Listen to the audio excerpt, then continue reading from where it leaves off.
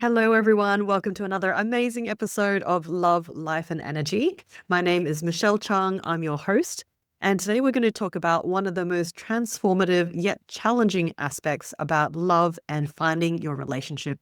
So, if you've ever struggled to move on from a past relationship, you're not alone. We all go through this. Letting go can feel like you're trying to unstick yourself from a web of emotions and memories and what ifs. And so today we're going to be talking about that. So you're going to love it. Stick around. Welcome to Love, Life, and Energy. I'm Michelle Chung, and this podcast is your go-to sanctuary for personal growth, designed for busy, career-driven women who are ready to embrace their highest potential and not settle for an average, ordinary life. Let's grow and manifest your dream life together. Cool. So today is a really important topic. It's about letting go. And I've spoken about this a couple of times and always have a fresh perspective every time I speak about it. Firstly, it's that awareness, of course, of, that do you have something stuck there that is maybe blocking you from finding your next relationship and meeting your soulmate and meeting your next ideal partner? Having that awareness that there might be something in the way that's within yourself that you can actually control and that's not outside in the external world is really powerful. So that's what we're going to be talking about today is letting go, not about forgetting or erasing or condoning things that maybe have been done to you and have been unfair for you, or you were the victim, or you were put into a situation that was out of your control and wasn't a particularly positive experience. So it's about freeing yourself up and that almost self-forgiveness to step into a brighter, more fulfilling future. And we need to create space in order to receive, and that's the feminine, right? So today's episode, I'm going to explore why letting go is quite challenging. It is difficult, it is hard, and how we can actually embrace this process within ourselves so that we can have more compassion. I'm also going to give you some practical steps to heal that part and be able to move forward with that ease and grace. So make sure you grab your favorite tea, get comfortable. If you're driving, then make sure you've got this on your speaker. And we're going to dive into this art of letting go. So why is it so hard to let go? Like, why is this such a challenging thing for us humans to do? And I guess it's because when we love someone or we allow ourselves to be vulnerable and we allow ourselves to open up and have someone in our personal space, not just physically, but also energetically and emotionally, we do create those emotional bonds with them. Those are those neural pathways that are wired to remind us of that person. That's why when you hear a song on the radio or you're smelling something familiar that reminds you of them, it can bring back a flood of memories. Our senses trigger our memories. But it's not just the memories that keep us attached to them. We actually hold on to the potential of what that relationship could have been. So when we replay the good times in our minds, we play out future scenarios of what could have happened. And that has us holding on to those memories even longer. We try to think what ifs, as in trying to understand, how can I make this kind of relationship in future better? What would I do differently next? But we're actually holding on to those memories, trying to repair what could have been. And that's what often gets stuck within us. We replay those good times.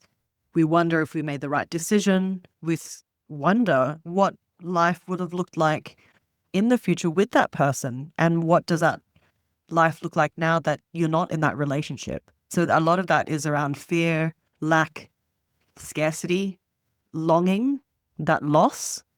That's all very metal in Chinese medicine energy. That's a lot of that lack of energy. So that letting go process can be quite hard because we need to grieve the loss of that relationship. And this is a very normal part of life. We experience loss when someone close to us passes away. So it's almost like that. Some part of us that we've experienced with somebody goes away. It's not just the relationship that we grieve sometimes, but it's also that version of ourselves. As we experience that relationship that we're grieving, this could potentially be a part of you a version of you that you may have really liked. And then because of that loss of that relationship, you're not able to be that kind of person anymore. And that's potentially what you could be grieving and feeling like you've lost. Okay, so that's okay. It's very natural to feel that sadness and anger or even fear, because when we release what was, we can actually create space for what new and beautiful things can happen for us. So we always need to create that space so that we can actually receive something new and better. How is this process of letting go? Here are a few key steps, and I always reference the book Letting Go by Dr. David Hawkins. I love his book. I use a lot of his material in my coaching and my work, and I feel like illustrated it so beautifully. So here are 4 steps that you can use to start this letting go process, okay? So we always need to acknowledge our feelings. Acknowledgement is always the first step in any process. We need to understand that it's there. We need to acknowledge that it is there and to allow yourself to feel whatever comes up. It's going to be sadness, anger, sometimes even relief, maybe a mix of everything. Maybe a part of you is, oh, I'm really ready to let that go. And you can do the journaling. The journaling is often a very important part of this release process. There's a very good book called Conversations with God by Neil Donald Walsh, I believe. He was frustrated at one point in his life and he started writing, he started journaling. And what he realized was that he was actually having a conversation with his higher power or with God.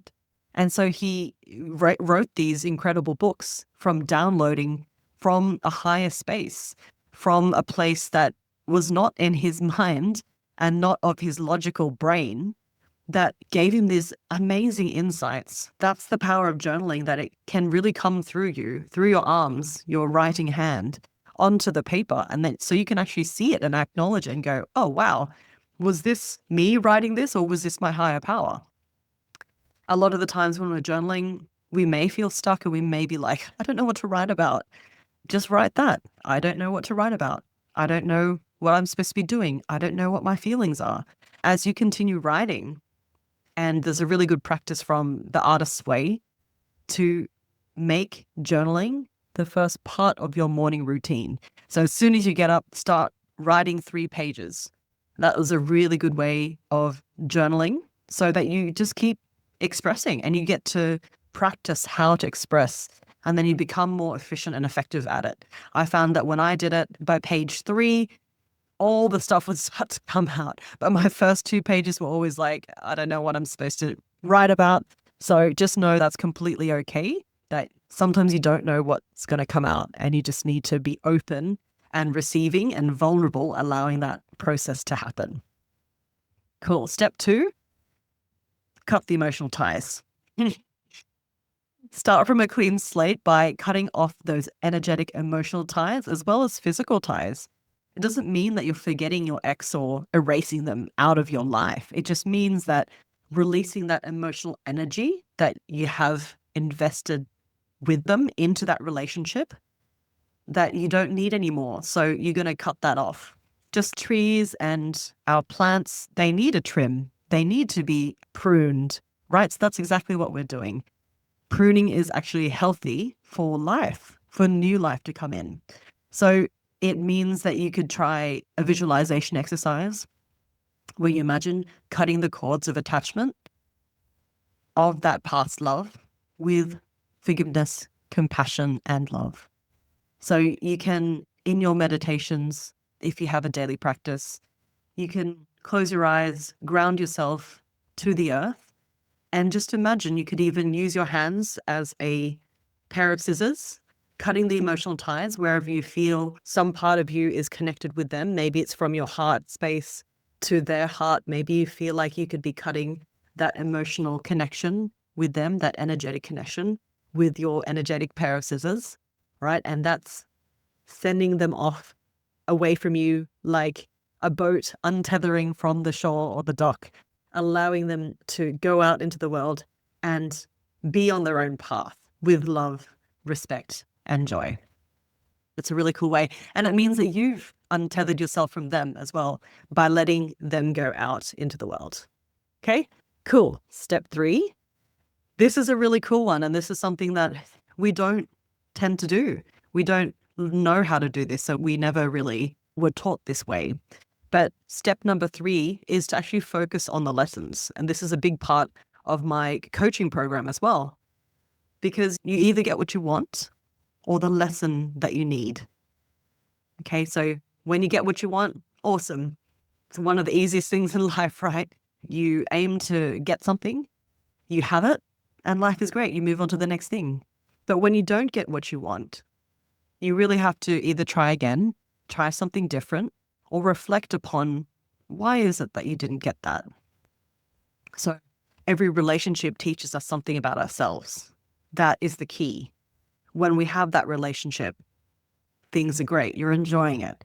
But when you don't get that relationship, then what was it that you were searching for that would have given you what you wanted by being in that relationship that you didn't get? Does that make sense?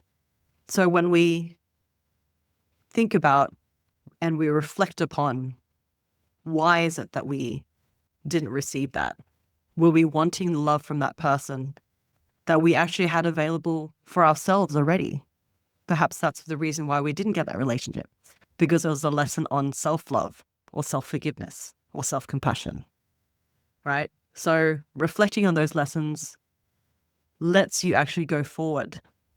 And this is a place where a lot of us get stuck because we keep trying for, and that's that masculine energy. We keep pushing for and forcing and just on to the next, where we don't reflect and look back and go,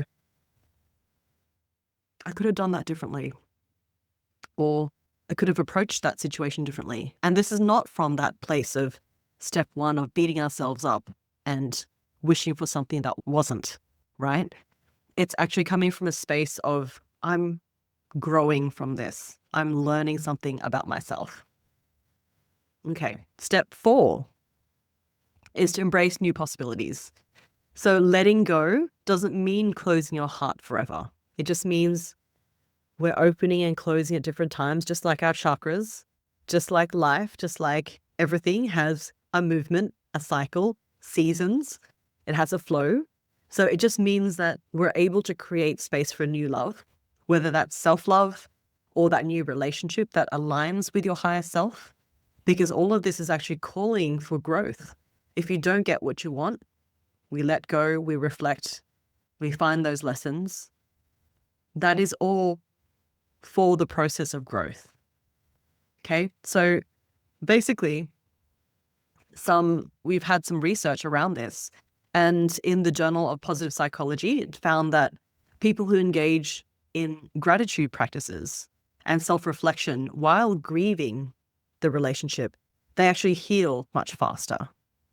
So having that process in place where you're actually processing and moving that energy, that emotion, because emotion is actually just emotion, energy in motion. So this is a very popular concept that we're learning, that emotions are simply energy in motion. We're meant to feel different levels of emotions, whether it be below the line of courage, whether anger, more negative, say, emotions that are below the line, which have a lower frequency, according to Dr. David Hawkins from his book, Letting Go, anger, resentment, apathy, all those sorts of things. We're allowed to feel them, but the trick is that we need to have a process of letting them go as well. We need to be able to move through emotions efficiently and use them to understand where we are in our energetic process.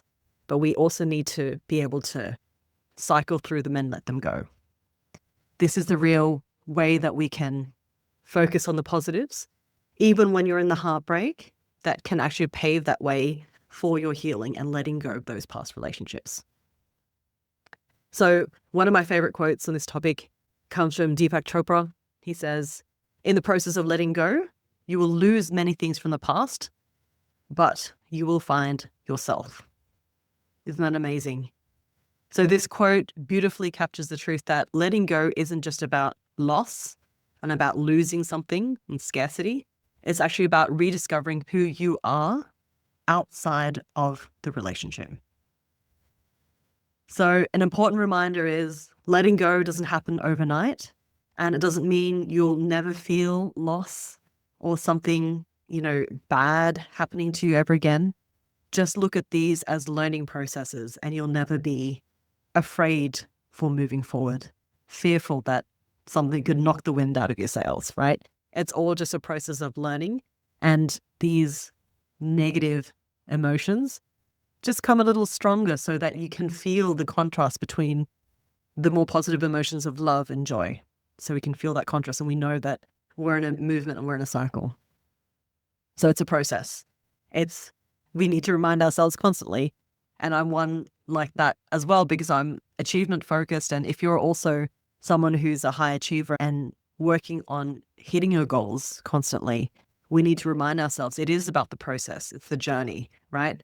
And we teach ourselves the patience, the compassion, that trust that the journey is there for us and it's not happening to us. So if you're ready to take the next step in your healing journey and you'd like to know more about how to meet your partner live in person without the dating and the dating apps, I'd love to invite you to my free training. It's called 3 Steps to Meet Your Ideal Partner. This masterclass is going to help you understand where you are in your love journey, in your process, how you can actually get to the stage where you're attracting love effortlessly, you're meeting your soulmate easily. It's part of your life. It's part of you're aligning with somebody who is aligned with your values, your vision, and your purpose in your life. And it's all effortless. It's going to teach you how to do that in that free training. So make sure you sign up for that training. It's in the show notes below. And we're going to go deeper on all those things that I've just mentioned and going to help you to stop reliving the same pattern of past relationships that don't serve you anymore and to create that space for the soulmate who's waiting to meet you. So you can find that link below in the show notes. Visit my website. It's free. It's your chance to take back your power and open yourself up to a love that's meant for you. So thank you so much for joining me on this amazing episode of Life, Love, and Energy. Remember, letting go, it's a gift that you give yourself. It's an act of self-love, and it opens the door to endless possibilities. So until next time, keep honoring your heart, nurture that energy. It is so important, and trust that life has amazing things in store for you. I'll see you next time.